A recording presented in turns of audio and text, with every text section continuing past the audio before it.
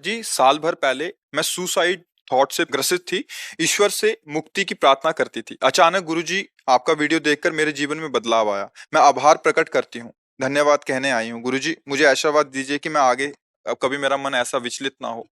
नहीं, ये तो कभी सोचना ही नहीं चाहिए। ये तो बहुत बड़ा अपराध है, बहुत बड़ा पाप है। भगवान के द्वारा दिए हुए शरीर को किसी भी विपत्ति या संकट में फंसकर नष्ट करने की बात सोचना, ये आगे के लिए बहुत दुख का बीज बो लेना है। शरीर तो नाशवान है, आप शरीर नष्ट कर दीजिए, लेकिन जीव तो अविनाशी है ना, तो आपको फिर भोगना पड़ेगा। ऐसा थोड़ी कि आप मुक्त हो जाओगे। हाँ, एक उपाय है, हर कष्ट को सहते हुए राधा राधा राधा। हम आपको सच्ची बताते हैं, कभी कभी भगवान भी गुस्सा हो जाते हैं।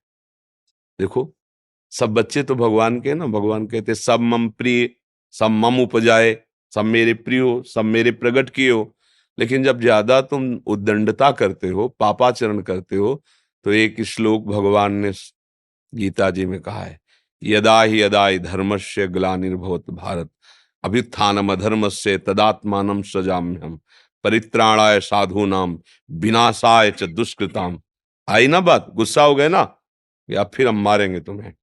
लेकिन हमारी लाडली जो इतनी कृपालु है कि नेक हो न रिस्क हो, भूल हो न हो सके, है वही, दूसरे नहीं है।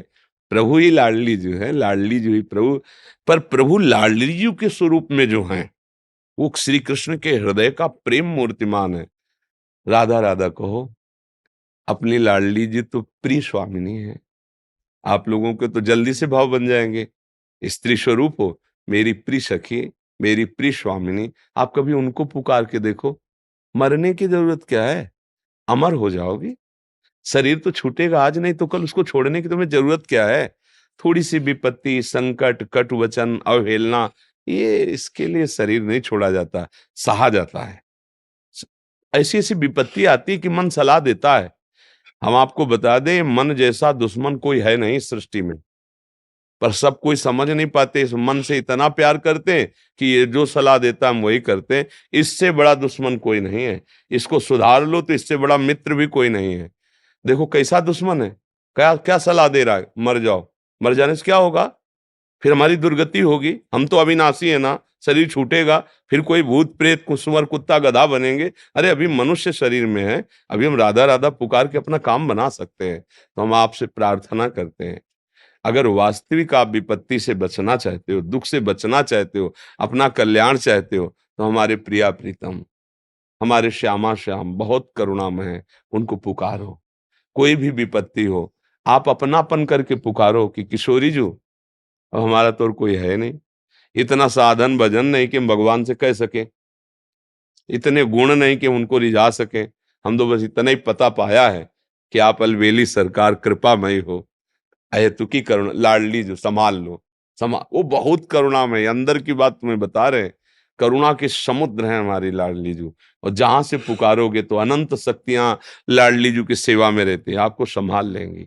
ये तो कभी कोई भी भूल से मत सोचो कि हम शरीर छोड़ दें। स्वयं छूट जाए तो चिंता मत करो। अगर हम अपने आप इसकी हत्या करते हैं, बहुत बड़ा पाप है। इससे निपट पाना बड़ा मुश्किल होता है। आत्महत्या करने वाले को बहुत बड़ी दुर्गति प्राप्त होती है। देखो, यहां भी अपराध है। अगर आप आत्महत्या करने के लिए चेष्टा करें और अभी आपकी रिपोर्ट हो जाए, तो आपको सजा मिलेगी, इस पे आपको दंड मिलेगा कि आप आत्महत्या नहीं कर सकते।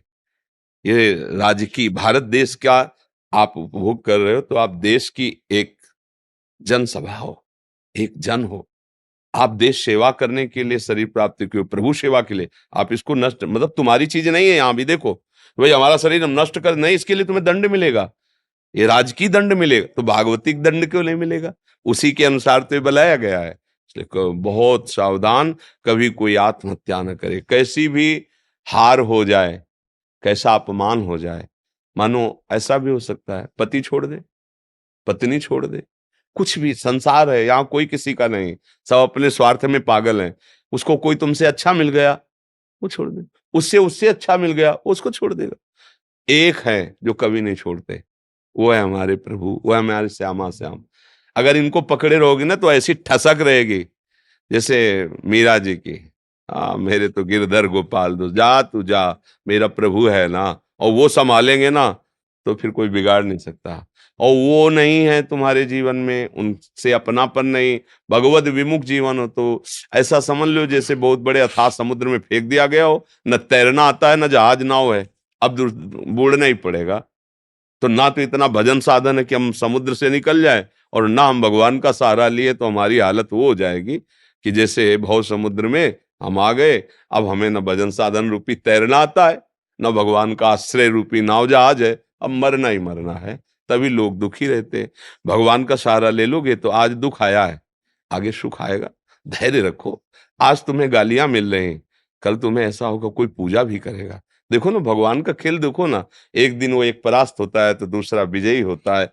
पर हमें भगवान का भरोसा रखना चाहिए, ऐसी कमजोर वाली बातें अपने मन से निकाल देना। ऐसा नहीं कि आपको दुख आता है और किसी को आता है नहीं, नहीं, सब इसका नाम दुखालय है। सबके हृदय से पूछो तो अगर कोई मशीन ऐसी होती ना कि जो मन को पकड़ सके, अभी तक नहीं बनी है, शायद आगे बन भी नहीं पाएगी, कि लगाया जिसे वो अल्ट्रासाउंड हो जाता है, ऐसा कि भाई ये देखो ये मन ये सोच रहा है, ऐसा नहीं बोला। नहीं तो आप सबके लगा के दे, सब दुखी है। सुखी वही है जिसने अपने जीवन को भगवान में अर्पित करके और निरंतर भजन कर रहा है। जी।